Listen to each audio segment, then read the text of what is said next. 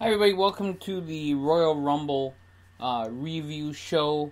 We are here and live here on the scottshow.com. We're making it happen as we do. I think that's my intro to everything, so I'm just going to go with it and just let you guys know what happened at the 2018 WWE Royal Rumble. I'm going to try to make this quick as it is kind of late already, and sleep is definitely one of those things you want to do after this big deal here. Alright, so I'm just going to highlight the preview show first of all because I got a few comments on it. Kalisto, Lance Dorado, and Grand Metalik against TJP, Jack Gallagher, and Drew Gulak. I thought it was the slowest cruiserweight match I've ever seen in my life. The only cool part was the triple moonsault off the rope. I thought that was kind of cool from the mask guys. That was funny. They had the three mask guys against the three non-mask guys. But again, not a lot of people were watching it because they were still trying to get in the arena. And it wasn't anything for anything. It wasn't like, oh, if these guys win, they get this. Or so it was kind of depressing. And I'm worried about 205 Live. But also, I'm worried for the guys on there, but I want WWE to make me care about them, for sure. Then, of course, they go and they talk more about the numbers and all the different things that happen. Then they go to the next match, which is the Revival versus Luke Gallows and Carl Anderson. Now, these guys had a match at Raw 25. The Revival got humiliated by DX and the Good Brothers and whoever else. But in this one, the Revival wins the match because of 50-50 booking and probably no other reason. And they get the win. So the Revival get their heat back, and one of the announcers said, "Oh, it's the biggest win of their career, or it's a big win. It's going to further their career." Middle match of a pregame show, which not a lot of people were watching anyway. Kind of not what I think is going to make your career. So, a lot of people were watching Raw 25, though. In the United States title match, Mojo Rawley and Bobby Roode. I really wasn't too interested in this match. I think Bobby Roode, as good of a wrestler as he is, I really want to see what happens with him more. Putting him on the pre-show just kind of took all the glory out of it. I think it just kind of sucked. Just saying. Then Ric Flair shows up and does his thing, which I thought was cool. Now it starts with the Royal Rumble itself. Sami Zayn and Kevin Owens versus AJ Styles. First of all, AJ Styles is an amazing athlete. He can do no wrong at some point. I love myself some AJ Styles, so very happy that he was, that he has the WWE Championship. Well, he faced off against Kevin Owens and Sami Zayn. They have to tag in, which is the meaning of the handicap matches. They have to tag to each other, back and forth, and they do that. They do this in nauseam to start. Then, as the match goes on, it gets a little bit more lax. Sammy hits the Blue Thunder Bomb for a very, very close 2 count. And it was a good match to start. AJ counters a pop-up powerbomb and rolls Owens up for the win to retain.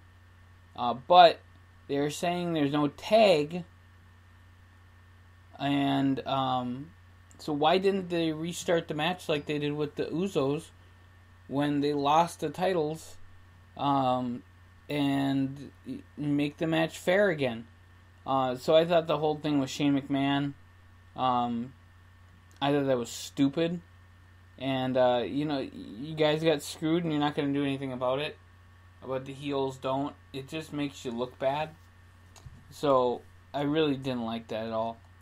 Next, the 2 out of 3 falls match for the SmackDown Tag Team titles. I'm not really going to highlight this since I really didn't care too much for this match. Shelton Benjamin and Chad Gable are way better than fighting the Usos. And the Usos won 2 falls in a row. I really did not get into this match at all. Then they brought out the 30-man over the top rope battle royal, which was very early. It was before the heavyweight title match, which I thought, okay, what are they going to do? And we kind of go to first part. Rusev comes out as number 1. Finn Balor comes in at number 2. Rhino at number 3. Baron Corbin at number 4. Yeah, I could go on and on and on with the people that come in. I'll give you little highlights. First of all, one of the funniest parts is when Heath Slater comes out and he gets hit by Baron Corbin, and then Elias comes out and hits Slater, and then Cien Almas comes out and hits Slater, and Bray Wyatt comes out and hits Slater, and it goes on for Big E gives him pancakes, and then Ty Dillinger is supposed to come out at 10, but gets jumped by Sami Zayn and Kevin Owens. Sami comes out and hits Heath Slater. And then Bray Wyatt finally gets in the ring, which I thought was really interesting. Sheamus comes out. Sheamus comes out on his birthday, nonetheless. Puts Slater in the ring, then gets eliminated by Slater. Slater gets eliminated by Wyatt, and that's how that whole thing happened. And a very interesting way that they did it. I was very happy with that. Xavier Woods came out, which I really didn't. He's probably one of my least favorite members of the New Day. Nakamura came out. I think he came out at number 15 or 16, which was awesome. Jinder came out with just one of the Singh brothers since the other one is hurt, tore his ACL. Rollins came out. Thank God Jason Jordan didn't show up. Just saying. Matt Hardy shows up, and Matt and Wyatt eliminate each other. So I think that'll be good. John Cena comes out. The crowd in Philadelphia just ate him alive. Kept saying John Cena sucks. Then the Hurricane came out as a surprise guy. Cien Almas and Hurricane and Adam Cole were, I think, the 3 big surprises.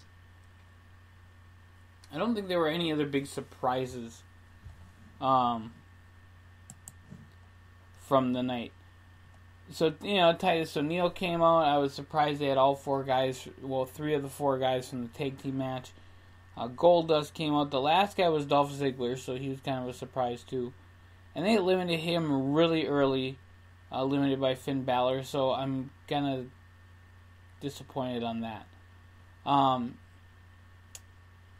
They had, the final 4 was Reigns and Cena and Nakamura and Balor.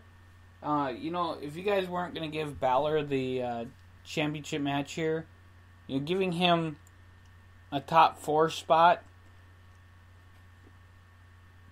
I can't say too many bad things. John Cena eliminated Balor, so John Cena is a terrible human being still. And then Roman Reigns gets eliminated.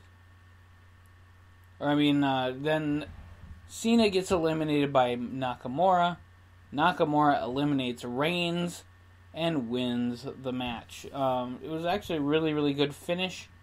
Really excited. Nakamura will face off against AJ Styles as he points off in his own way to WrestleMania sign. Looks good.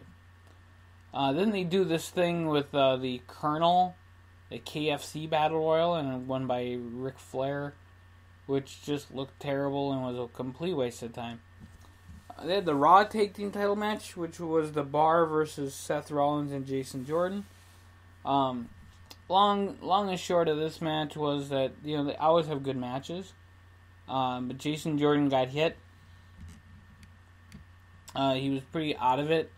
And the Bar kind of took advantage of that. And Cesaro covered Rollins for the pin and the win. Cesaro and Sheamus are the new tag team champions. I would love to see the Authors of Pain come tomorrow. Kind of take them out. That would be awesome. Just saying. Then they had the triple threat for the WWE Universal title with Kane, Braun, and Brock. Everybody and their brother knew how this was going to go because they're setting up Roman and Brock for WrestleMania. I do not want to see that match. I'm not interested in that match. WWE, please do not give me that match. But Brock and Braun and Kane put on an amazing match. They beat each other up pretty regularly in this match. And it all ended when Kane got F5'd on the top of a steel chair. Lesnar gets the pin and the win. Braun says, "You haven't pinned me. If you're going to make Roman Reigns the guy at Mania to fight Brock, make it another triple threat and throw Braun in there too. And just say, you know, you didn't beat me. I would love it. Braun and Brock and, you know, Roman would be a great match." Then we get to the Women's Royal Rumble. First of all, thumbs up to Stephanie McMahon, who actually did a really great job on commentary. She's probably going to get a lot of crap, but she really did a really good job. One funny thing that she did was Corey Graves was talking about Mandy Rose, how she's God's gift to everything.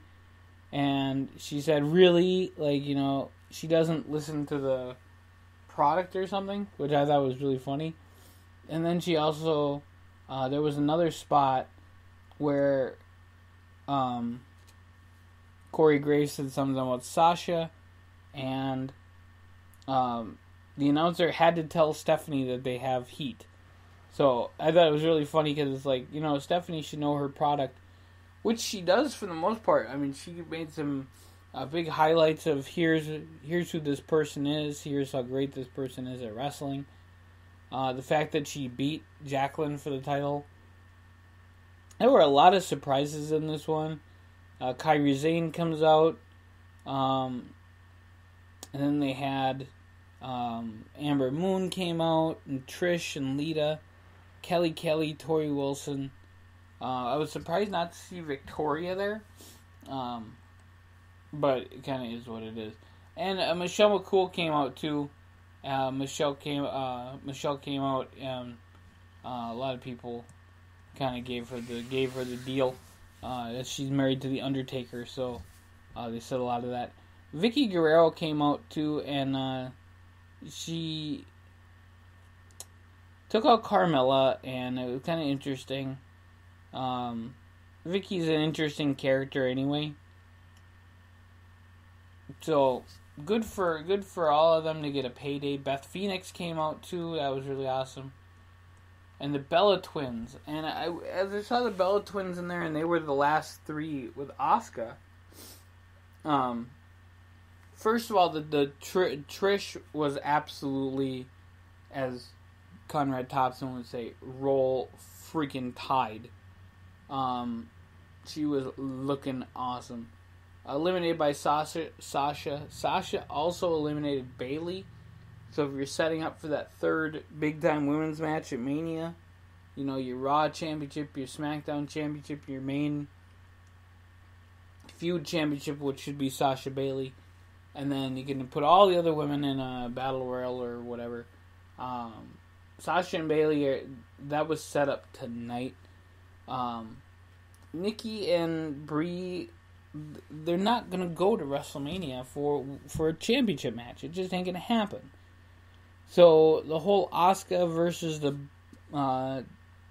Twins thing felt stupid to me because you knew Asuka was going to win. So Asuka does win. She's going to Mania. She points at it. Both champions get in the ring. And then out comes Ronda Rousey. As she makes her WWE debut, It says here with a shirt inspired by Roddy Piper. But it's not the only thing. Is apparently the jacket she was wearing was Roddy Piper's jacket. Her music needs to change. She needs to get a new song or something. But she points up to WrestleMania. She shakes hands with Stephanie. And Asuka slapped her hand. So I'm very interested to see where it's going to happen. Rousey was just smiling. And then they made sure to note that you needed to go online and see what news. If you went online, Ronda Rousey signed with WWE full-time. She's now a full-time WWE competitor. So that means that she will probably be facing off against Charlotte for the SmackDown Championship, as Asuka will face the champion of the Raw brand, which will more than likely be Alexa Bliss. So those are your main matches for Mania. At least 5 of them have been made tonight. Hopefully Mania is a better card than it's going to look like, because I think at some points it's really kind of flat. So I'm going to ask the WWE please to throw me something that will work. And that I can hope. Alright, so folks, I am going to go to bed right now. I am super tired, and I want to thank everyone for listening to the Scott Show podcast.